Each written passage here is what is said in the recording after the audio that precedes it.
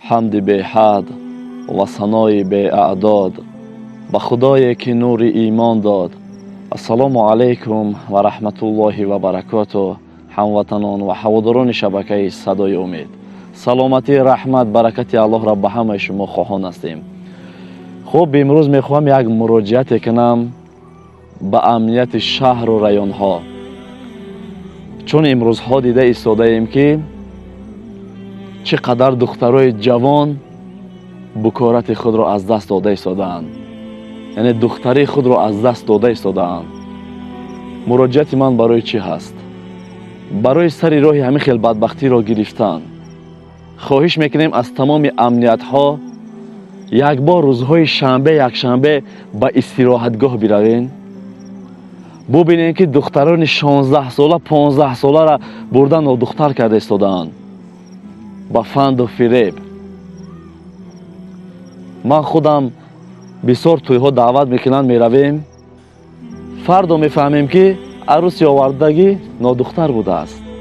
چندین برادران و چندین دوستایی که دعوت کرده بودن، چند تاش در رفتیم میبیارن دختر نادختر است. باز سیر خود را هم آشکار نمیکنه. کثافتی همین کار ای انا همین روی دیسکوتک هست، از روی انا همین خیل استراحتگاه ها هست. من بسیار دیدم در استراحتگاه همین خیل کارو را. دخترای جوان برده در همونجا زنا میکنند. ما دعوا داریم که 97% همین مردم تاجیکستان، یعنی که ما و شما مسلمانیم، 97% من. اما اگر از روی حقیقت بگیریم 10% مسلمان حقیقی نیستیم، چون زناکار مسلمان نیست، دزد مسلمان نیست، عرقنوش مسلمان نیست، دیسکوتکرا مسلمان نیست. این کثافتی و بدکاری هم ایروی آن همین دیسکوتک های، یا بی‌حیاگی و یا بی‌تمیزی در داخل دیسکوتک ها هست که وای بر حال ما که مسلمان دختر تاجیک اوریان در تنه تربه ها رقص میکنن. نعوذ بالله. امروز بچه های بیناموس تاجیک بعض دخترای جوان برده در استراحتگاه ها دختری اونها را میگیرن، با همون تا گریخته میروند دیگه. دولت ها میرن روسیه میرن دیگه، دولت نمیبیاین. هم حیات خودشون میسوزانند، هم عائله خودشون شرمنده میکنن. اگر شخصی که دانسته همین کارا میکنه باز دعوای مسلمانی میکنه، وای بر حالش. از کافر در پست او انسان وقتی که میدونی که این کار بسیار کار زشت حرام هست، آبروی یک عائله را پس کردن، آبروی خانواده خود را پس کردن، عذابی را در قیامت انتظار باش. هم در این دنیا خارج میکنه خداوند، هم در آخرت. آبروی دختر همین بکارتش است. وقتی که همین دخترش که از دست داد، او یک بی حیا و بی شرم و بی تمیز میگردد، عائله خش شرمنده میکند. خواهرای عزیز، مادرای عزیز، فریفته این گونه نوجوان مردان نشوین. شما را به همین فند و فریب برده زنا میکنن، عائله خودتون سرخم میکنین و اون مرد بیناموس یک عمر دیگه عائله‌اش لعنت میشنوه. مادرای عزیز، پدرای عزیز، دخترای خودتون را نظاره کنین، نمونین تنها به هر سوها رود، نمونین. بسیار قیند است دختر کلان کردن، باور کنین. اول دعا میکنیم که خداوند کلی مردم تاجیکستان شرمنده نگرداند و هدایت بفرماید. هدایت در دست الله است. نکیم واعظان یک سبب میشوند که همین جوان ها به همین راه های بد نروند. دو چیز را هرگز نباید محکم کرد و همیشه ما و شما باید که در اونجا باشیم. یکم مکتب، دوم مسجد.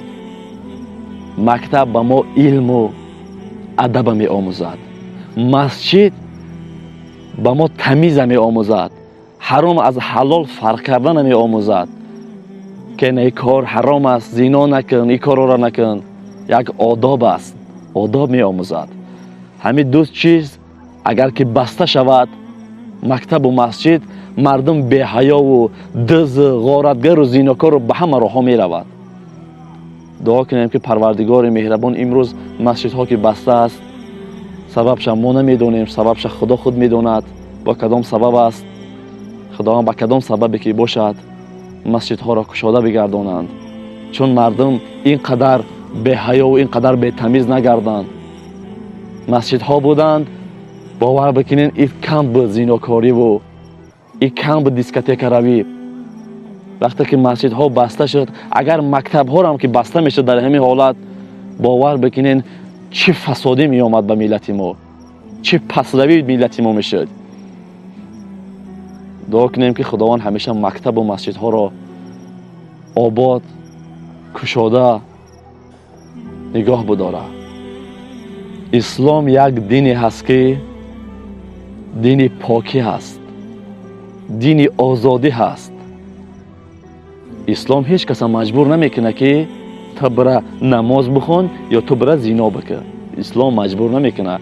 ислом ихтиёрӣ ҳаст. хоҳӣ қабул кун, нахоҳӣ на.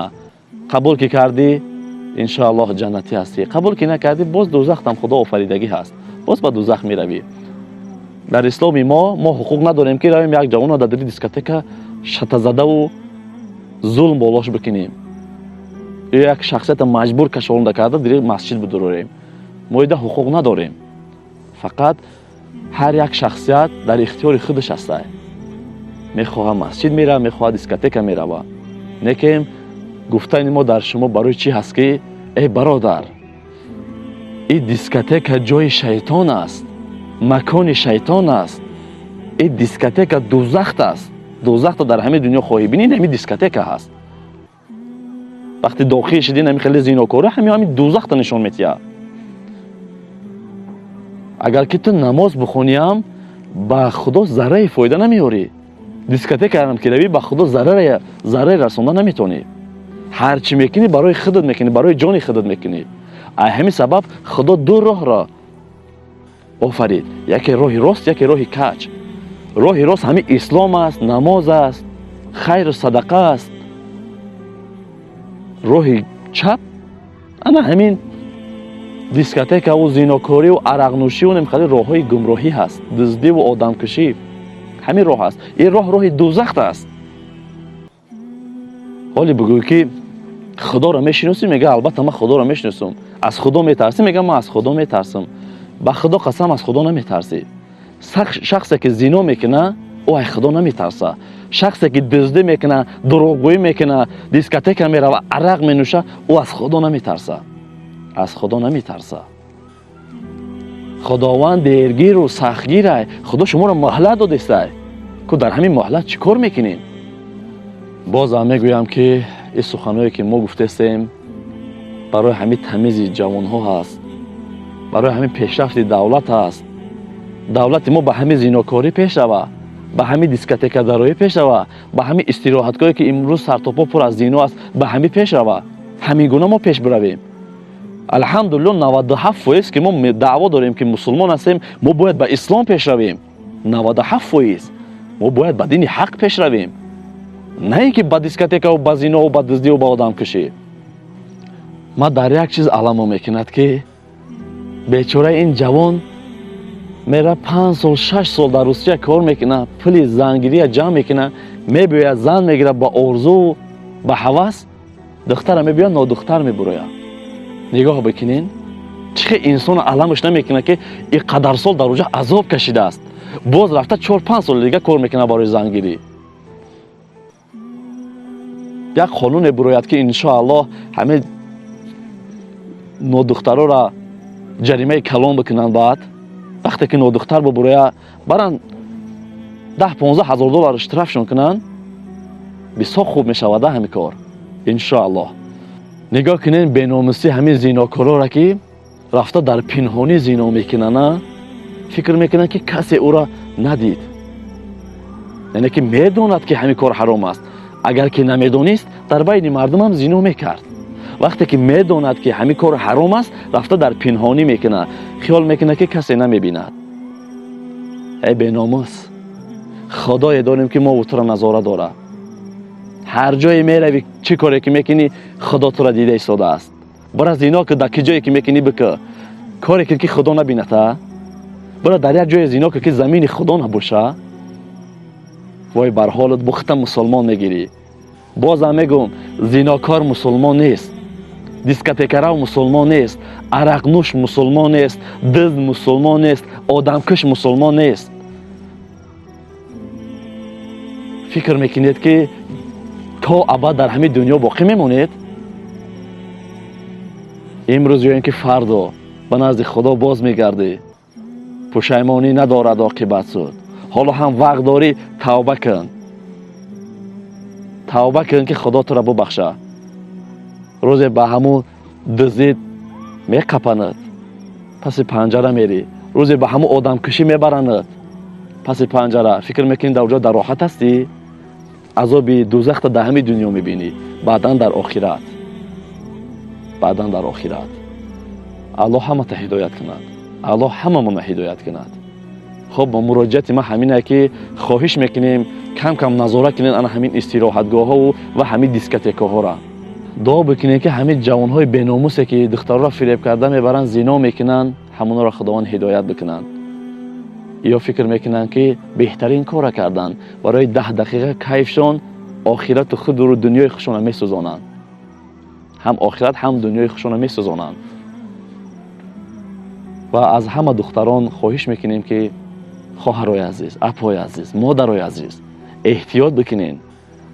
ин шабакаҳои иҷтимоӣ ё ин ки ин имову ватсапу одноклассники, инҳо як ҷое ҳаст ки зеби шумо надорад. зеби шумо надорад. шумо китоб бихонед, шумо мактаботонро бихонед, дар дини худо, дар ватани худ хизмат бикунед. метонед дар бозор савдо кунед бо садри ҳиҷоб, метонед дар як муассиса маълима шавед, ё ин ки дар беморхона доктор шавед. иҷозат аст дар исломи мо. бикунед ҳамин корора. аммо ба ин фанду фиребҳои ҷавонҳо наравед. ба зинокорӣ даст назанед. бовар бикунед, худтонро шарманда мекунед. худованд деру зуд шуморо шарманда месозад, ҳам дар ин дунё, ҳам дар охират. ин дунё 100 сол бошад, ӯ охират тамоми умр ҳаст. тамоми умр. коре кунед ки рӯзи қиёмат назди худованд шарманда нагардем. хуб, дар охир дар ҳақмон дуогӯ бошед. ҷое хато карда бошем, худованд моро бубахшад, шумо ҳам низ моро бубахшед. агар кадомед ки дар суханҳои мо розӣ бошед, ҳатман фикр ақидатонро дар зери ҳамин комментария нависед, обуна шавед, лайк бигузоред ва ҳамин навора паҳн кунед то ба дигарҳо ҳам расад. худованд ёру мададгоратон бошад.